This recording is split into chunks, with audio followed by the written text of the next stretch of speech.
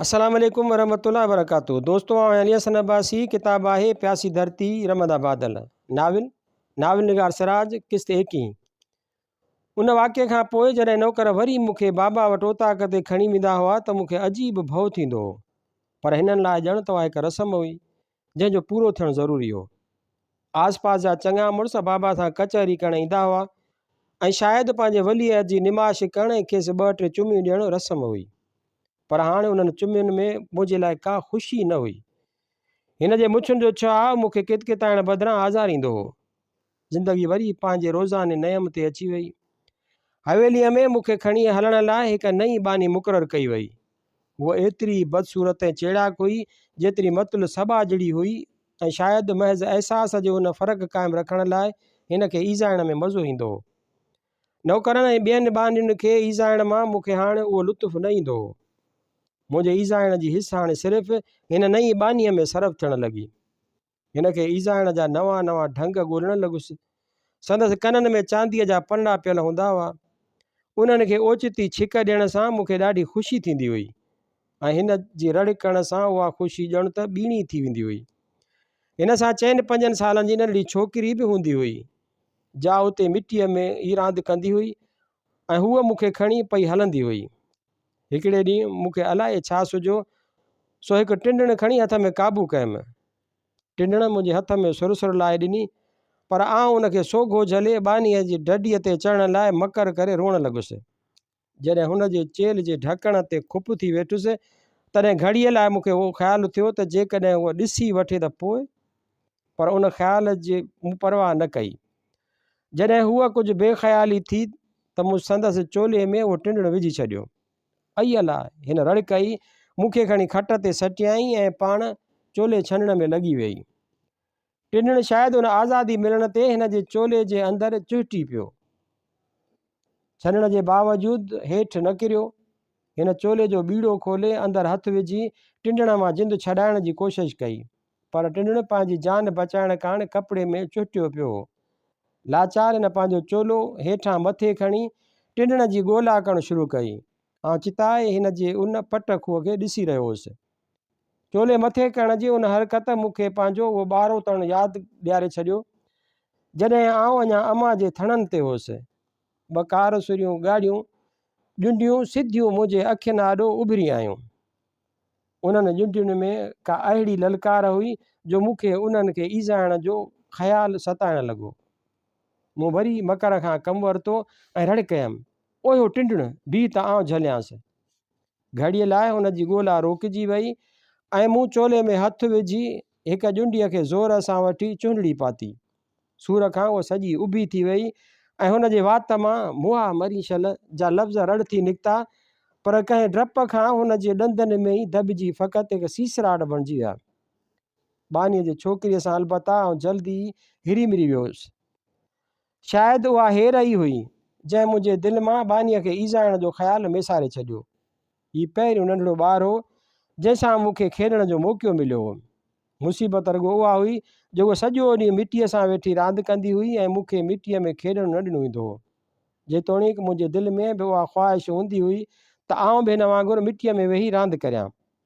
बानियुनि ऐं नौकरनि जे डडनि ते चढ़ण खां तंग थी पियो हुउसि ऐं मूं में उहा आरज़ू पैदा थींदी हुई त हू घड़ीअ लाइ छॾे ॾियनि त हूंदा आउं मिटीअ सां वेही रांदि करियां ऐं हिन नींगरीअ वांगुरु वारीअ ऐं मिटीअ जा घरड़ा ठाहे ड्राहे ठाहियां। मूंखे ॼण त हिकु तरह जे पंहिंजी हक़ तलफ़ीअ जो अहसासु थियणु लॻो ऐं मूं में हसद पैदा थियणु लॻो त उहो केॾी न ख़ुशनसीब हुई जो मिटीअ में हथ विझी सघे थी पंहिंजा घरड़ा ठाहे ड्राहे सघे थी मन जे बावजूदि ऐं के घड़ियूं हिन सां खेॾण में कामयाबु थींदो हुउसि। हिन सां उन नई लाॻापे मूं में हिकु नओं अहसासु पैदा कयो हो। भेट जो असीं ॿई नंढड़ा हुआसीं ऐं तक़रीबन हिकु जहिड़ा पर हिन जा कपिड़ा मुख़्तलिफ़ हुआ।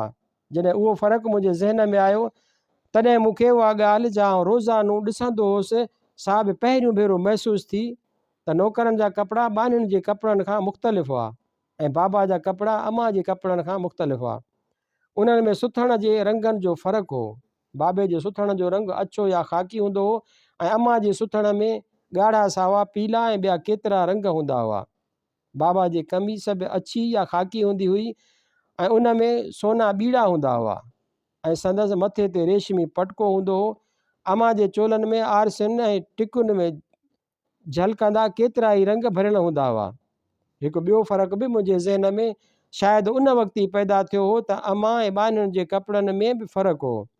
बाबा ऐं नौकरनि जे कपिड़नि में बि ओतिरो ई फ़र्क़ु हो ऐं उहो फ़र्क़ु एतिरो नुमाया हो जो मुंहिंजे ज़हन में शायदि हिकु मासूम सुवालु पैदा थींदो हो त ईअं छो आहे त बाबा जा कपिड़ा हमेशह धोतल ऐं चमकंदड़ हूंदा हुआ ऐं नौकरनि जा कपिड़ा मर थियल झका ऐं फाटल हूंदा हुआ।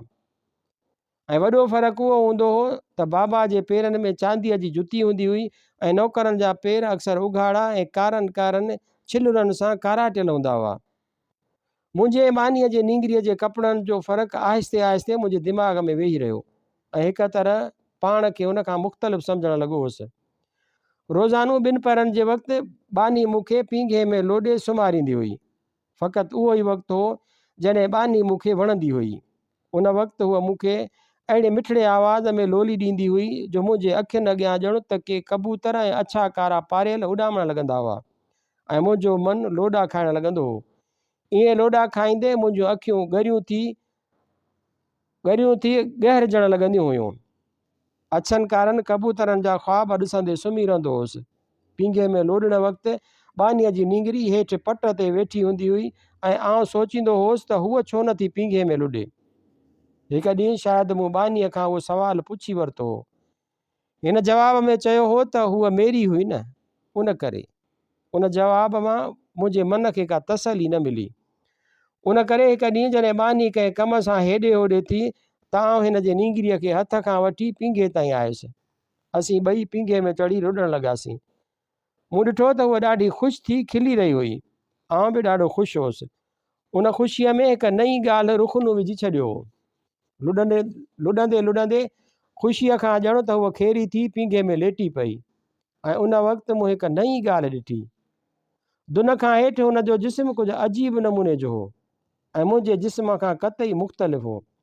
हुन में उहा शइ न हुई जा मूं वटि उन साॻिए हंध ते हुई ऐं मूंखे अची उहा ॻणती थी त हीअ वीचारी पेशाब किथां कंदी हूंदी। उहो ख़्यालु ईंदे ई मूं पंहिंजे उन हिसे खे हथु लाइ ॾिठो ऐं उन छुहाव उन फ़र्क़ जे अहसास मूंखे मुंहिंजे शऊर में अहिड़ो पुख़्तो विहारे छॾियो जो उन खां पोइ मूंखे हिकु हेर पइजी वई ऐं आउं घड़ीअ हथु लाइ ॾिसंदो हुउसि त उहा शइ मौजूदु आहे या न, ॼणु त मुंहिंजे उन शइ जे गुम थियण जो अंदेशो हो। हिकु ॾींहुं बानीअ मूंखे उन शइ खे हथु लाहींदे या मटींदे ॾिठो त मुंहिंजे हथ खे हल्को धकु हणी छॾाईंदे चयाईं, छी किन्नू। मूंखे हिकु डपु वराए वियो। शायदि हिननि मुंहिंजी उहा शइ ॾिसी वरिती हुई ऐं हिननि खे महसूसु थियो त मूं में उहा शइ हिकु वधा हुई, हिकु ग़ैर ज़रूरी शइ ॼमी पई हुई ऐं उहा निहायत ख़राबु ॻाल्हि हुई। मूंखे अची डपु वरायो त मतां अम्मा या बाबा सां उहा ॻाल्हि कनि ऐं हू उन खे कटे छॾण जी कोशिशि कनि। पोइ आउं मुटंदुसि किथां। मूं में पंहिंजी उन शइ जे कटिजण जो डपु ऐं उन जी हिफ़ाज़त जो जज़्बो वधीक सख़्तु थी वियो। उन वाक़े मुंहिंजे ज़हन में कोहराम ॿारे ॾिनो ऐं मुंहिंजी हेर बजाए घटिजण जे एतिरो त वधी वई जो शायदि सॼो ॾींहुं आउं पाण मटींदो रहंदो हुउसि। मूं हिकु ॿिनि मानियुनि खे सरगोशियुनि में चवंदो ॿुधो, आख़िर पुटु कंहिंजो आहे। उन फ़िक्रे जो मतिलबु मुंहिंजे सम्झ में न आयो, पर उन फ़िक्रे में टोक ऐं गंभीरता जो अहिड़ो असरु हो जो मुंहिंजो डपु ॿीणो थी वियो। उन राति मूं हिकु ड्रेॼारींदड़ भयानक ख़्वाबु ॾिठो। केतिरा माण्हू जिन जे मथनि ते ढगियुनि मेहनि वांगुरु सिंग हुआ दोल वॼाईंदा मुंहिंजे चौधारी नचणु लॻा। हू टहक ॾेई रहिया हुआ ऐं उन्हनि टहकनि में हुननि जा ड्रिघा ॾंद ॼणु त मूंखे खाइण लाइ आता हुआ। हिननि जे हथनि में वॾियूं वॾियूं कातियूं हुयूं। उहे कातियूं ॾाटनि वांगुरु टेॾियूं हुयूं। हू ईअं टहक ॾींदा नचंदा मूंखे वेझो थियणु लॻा।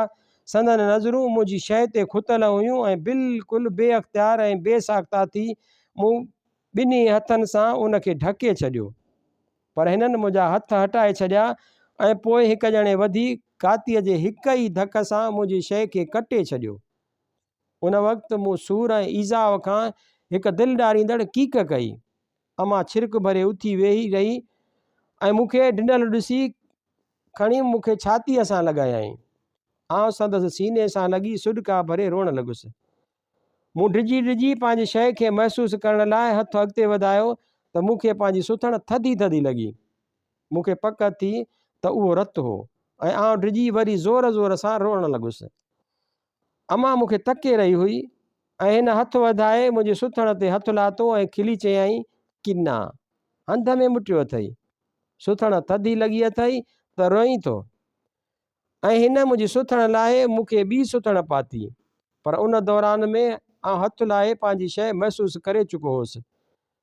मूं ॼण त सामत जो साहु खयूं, अड़े हीअ त अञा उते ई चुटी पई हुई। मूं रोअण बंदि करे छॾियो। उन खां थोरनि ई ॾींहंनि खां पोइ हिकु ॾींहुं हवेलीअ में अजीब शोर ऐं चौॿोल फैलिजी वियो। नयूं नयूं मायूं अजरकनि जूं अखियूं कढी हवेलीअ में अचण लॻियूं। सूसी ऐं गरबीअ जे रंगनि ऐं गजनि जे कावनि ऐं टिकुनि जे तिरवरनि ऐं शुआवनि अहिड़ो समूह पैदा कयो ॼण त झुड़ाले ॾींहं खां पोइ इंड लठियूं फैलिजी वियूं हुयूं ऐं केॾी महिल सिजु लिया पाइण थिए लॻो। रंगनि ऐं किरणनि जी उन दुनिया जे पोयां ॾेढीअ ते दुहिलारियुनि शरनायुनि ऐं दुहिलनि जी धुम लाहे ॾिनी। खिल, ख़ुशी, टहक, रंग बिरंगी कपिड़ा, दुहिल ऐं शरनायूं ऐं ॿी हर तरह जो हुल ऐं शोर ख़ुशीअ जो को मज़र आहे त उन ॾींहुं हवेली यकीनन ख़ुशीअ जो महलात हुई। मूंखे बि वेंजारे सिंजारे सींगारे नवां कपिड़ा पाए अतरु लॻाए ओताक ते मोकिलियाऊं। ओताक ते इलाही माण्हू अची गॾु थिया हुआ ऐं हिकु ज़ाइफ़ा सुहिणनि सुहिणनि कपिड़नि सां ॻाए ऐं नची रही हुई। माण्हू सिरी हिन खे जाइ ॾींदा थे विया। उहो नचंदी नचंदी खटुनि ते वेठल माण्हुनि वटि ते पहुती, जिते माण्हुनि परियां ई हिन खे नोट कढी थे ॾेखारिया।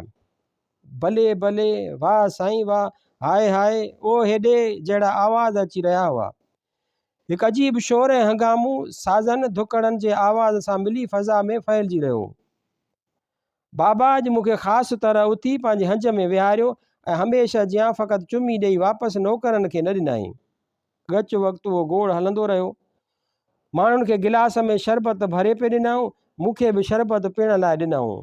कुझु वक़्त खां पोइ सभु उथिया ऐं बाबो मूंखे हंज ते खणी अङण ॾांहुं वधियो। मूंखे हैरत उहा हुई त अॼु बाबो कीअं एतिरो वक़्तु मूंखे पंहिंजे हंज ते खयों थो थे वरितो।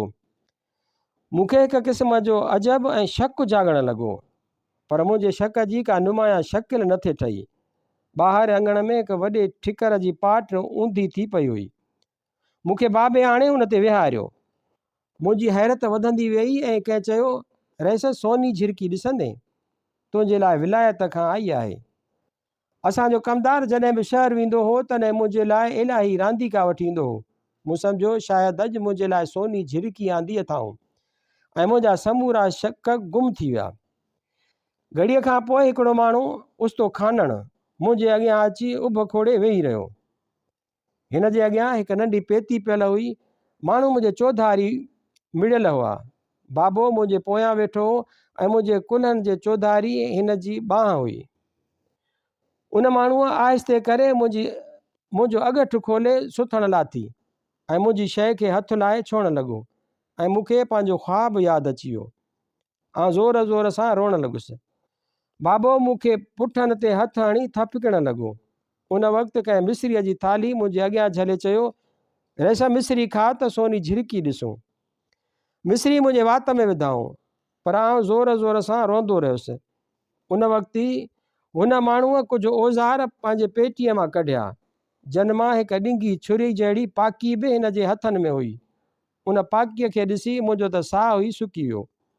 मूंखे उन माण्हूअ ऐं ॿियनि ॻाहट थींदड़ माण्हुनि जे मथनि ते सिंग ॼापंदा नज़र आया ऐं घड़ीअ खां पोइ उन काठ जी हिकु कोड़की में मुंहिंजी शइ जी हुन काठ जी हिकु कोड़कीअ में मुंहिंजे शइ जे अध खे खणी फासायो। सूर खां आउं छड़ियूं हणण लॻुसि। शायदि पहिरियों भेरो आउं बाबा बाबा करे रोअण लॻुसि। बाबा मूंखे गिराटी पाईंदे खिली चयो, पुट हाणे था सोनी झिरकी ॾिसूं। उन वक़्तु बाबा जे मथे ते बि मूंखे सिंग ॼमंदा नज़र आया।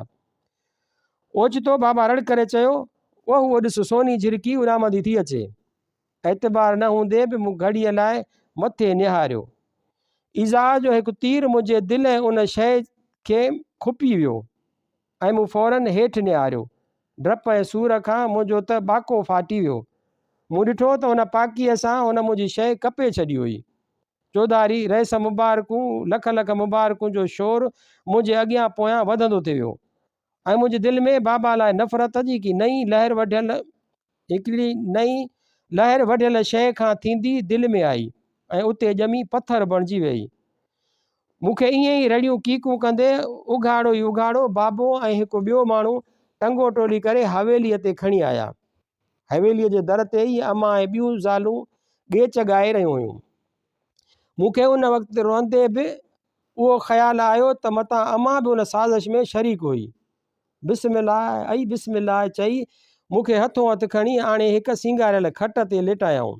मुबारकूं लख लख मुबारकूं जे शोर में ॿ मूंखे सुहिणनि विझड़नि ऐं पखनि सां हवा करणु लॻियूं ऐं अम्मा मुंहिंजो कंधु गोॾे ते रखी वेही रही ऐं आउं सुॾका भरींदे उहो सोचे रहियो हुउसि हूअं मुंहिंजे कूड़े रोअण ते सभिनी जा मुंहं लही थिए विया ऐं अॼु मुंहिंजे सचे रोअण ते हेकारी वॾा टहक छो था ॾियनि।